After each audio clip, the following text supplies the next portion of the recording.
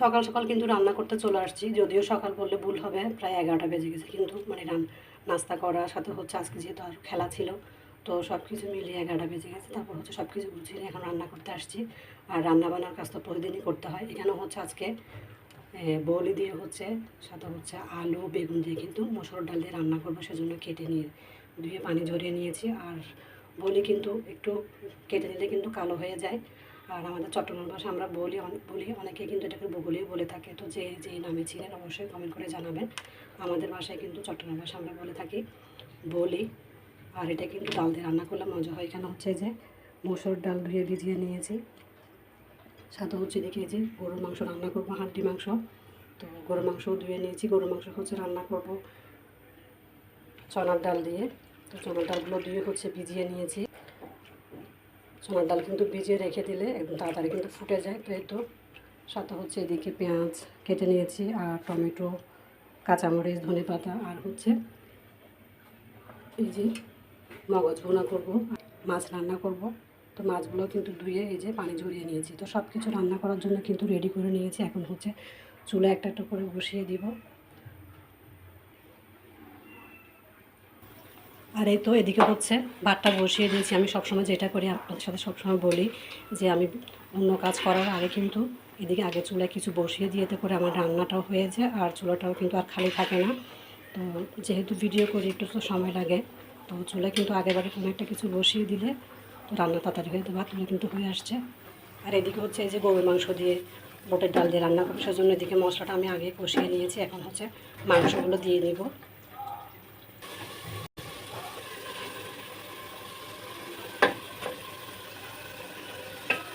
কষিয়ে নিব এখন মাংসগুলো। আর যেহেতু গরুর মাংস একটু সিদ্ধ হতে সময় লাগে, তো আগে মাংসটা কষিয়ে নিয়ে কিন্তু পরে আমি বুটের ডালটা দিয়ে দিব।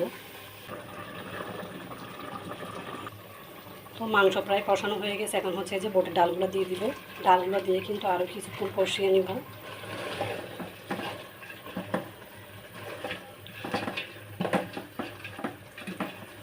আর আমার একটু ঠান্ডা লাগছে, যার কারণে একটু ভয়েসটা অন্যরকম শোনাচ্ছে, আপনারা হয়তো শুনে বুঝতে পারতেছেন। এদিকে এটা হতে থাক, আর অন্য পাশে হচ্ছে চুলা আরেকটা তরকারি বসিয়ে দিবি, যেহেতু সময় একদমই কম। রসুন দিয়ে দিচ্ছি,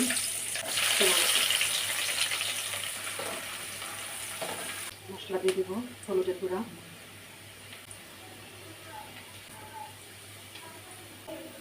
সামান্য ধনিয়ার গুঁড়া, একটু পানি দিয়ে কষিয়ে নেব। একটু টমেটো দিয়ে দিচ্ছি, করে খেতে ভালো লাগবে। এখন হচ্ছে ডালগুলো দিয়ে দিব, মসুর ডাল দিয়ে ভালো মতো কষিয়ে নিব। ডাল কিন্তু কষানো হয়ে গেছে। এখন হচ্ছে আমি এই বলি আর সবজিগুলো দিয়ে দিব, কেটে রাখা। সব কিছু মিক্স করে নিচ্ছি। সবজি কিন্তু ভালো মতো কষানো হয়ে গেছে। এখন হচ্ছে আমি একটু জলের পানি দিয়ে দিচ্ছি। একটু ঝোল বেশি করে দিব, যেহেতু এই সবজিটা একটু ঝোল খেতে ভালো লাগে, মানে বড়ির তরকারিটা ঝোল ঝোল খেতে ভালো লাগে। আর ডালগুলো কিন্তু সিদ্ধ হতে হবে।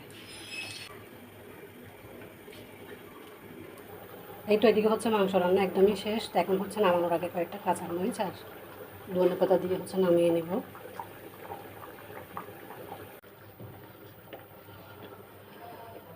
ডালটা কিন্তু সিদ্ধ হয়ে গেছে। একটু আস্তে আস্তে রাখছি যাতে করে খেতে ভালো লাগে, আর পরের বার জাল দিলে কিন্তু একদম সিদ্ধ হয়ে যাবে, সেজন্য। এই তো বলির সবজি কিন্তু রান্না করা একদমই শেষ। আমি কিন্তু এর মধ্যে কয়েকবার ফাঁকে ফাঁকে নেড়ে চেড়ে দিয়েছি, আর সব কিছু কিন্তু একদম সিদ্ধ হয়ে গেছে। এখন হচ্ছে নামানোর আগে একটু ধনেপাতা আর কাঁচামরিচ দিয়ে দিই।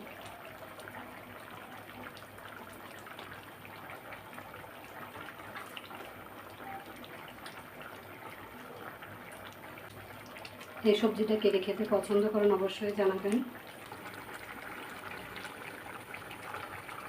মগজটাও রান্না করা হয়ে গেছে, একটু ধনেপাতা দিয়ে দিলাম। ভিডিওটা শেয়ার করি না, কারণ দেখা যাচ্ছে ভিডিও অনেক বড় হয়ে যাবে। এমনিতেই কিন্তু অনেক বড় হয়ে গেছে। তো এই তো ফাইনালি আমার কিন্তু রান্নাবান্না সব কমপ্লিট শেষ। তো আবার একটু দেখিয়ে দিচ্ছি আপনাদেরকে কী কী রান্না করলাম। এখানে হচ্ছে সাদা ভাত, সিদ্ধ চাউলের ভাত, আর এদিকে হচ্ছে এই যে গরুর মাংস দিয়ে বুটের ডাল দিয়ে রান্না করা, আগেই নামিয়ে নিয়েছিলাম। সেই সাথে হচ্ছে এদিকে এই যে বৌলির তরকারি যেটা রান্না করেছিলাম। মাশাল্লাহ, এই রান্নাটা কিন্তু খুবই মজা হয়েছিল, আর দেখতেও মাশাল্লাহ অনেক লোভনীয়। মাছটা একটু টমেটো দিয়ে মাখা মাখা ঝোল করে রান্না করেছি।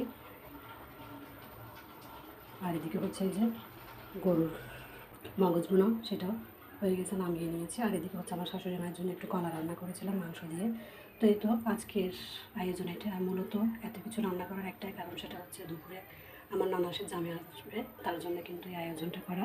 তো যদিও অত কিছু বেশি করি না সময়ের মধ্যে, তারপরও মাশাআল্লাহ আমার রান্নাবান্না কিন্তু একটার মধ্যে কমপ্লিট, আলহামদুলিল্লাহ। এই তো আজকের ভিডিওটা এই পর্যন্ত। সবাই অনেক অনেক ভালো থাকবেন। সবাইকে আল্লাহ হাফেজ।